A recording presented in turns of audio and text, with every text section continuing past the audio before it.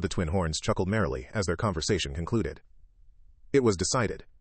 In a week, Arthur and Jasmine would register at the Adventurers Guild. A simple test would make him an E-class adventurer, his rank advancing with mission success. When they returned home, Arthur spotted Lilia downstairs meditating. "Lily, no fair training without me." Arthur's sister rushed past him, plopping into a sitting position next to Lilia.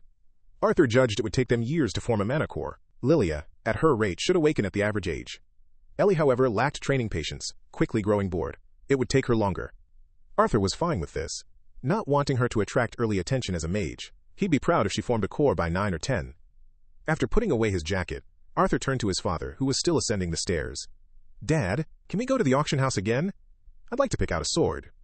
We never had the chance to after the incident, and I've wanted to start practicing." "Sure. I have a few things I need to talk to my team about anyway. We'll ask the carriage driver to stay for a little bit, so go wash up." Lilia's parents waited at the auction house. Arthur, seeing them first since the incident, faced many health questions. After reassuring them, they entered. Arthur sensed Vincent's displeasure with the king's actions. Mirroring the king's dismissiveness, Arthur felt only apathy. Arthur thought, "He clearly saw me as insignificant, which suited me fine." The king's representative had told them that both Sebastian and the augmenter who attacked Arthur that night had been stripped of their positions, but Vincent merely scoffed when Arthur's father told him this.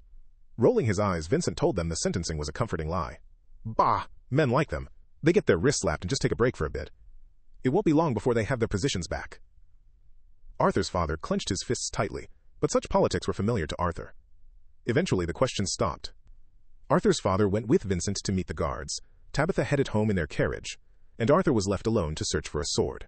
From Arthur's head, Sylvie curiously eyed the cluttered storage hall's crates and shelves. The Helsty auction house held goods from merchants, adventurers, and remote areas, like the Dwarven Kingdom.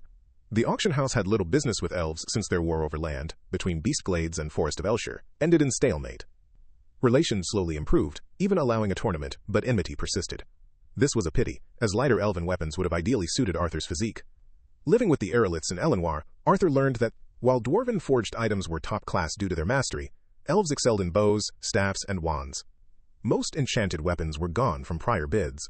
Only regular weapons remained for stalls.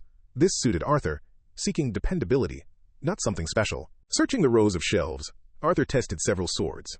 He assessed each quickly before returning it, dissatisfied with their crude workmanship. Their balance was off, and sloppy shaping made them suitable only for basic swings and thrusts.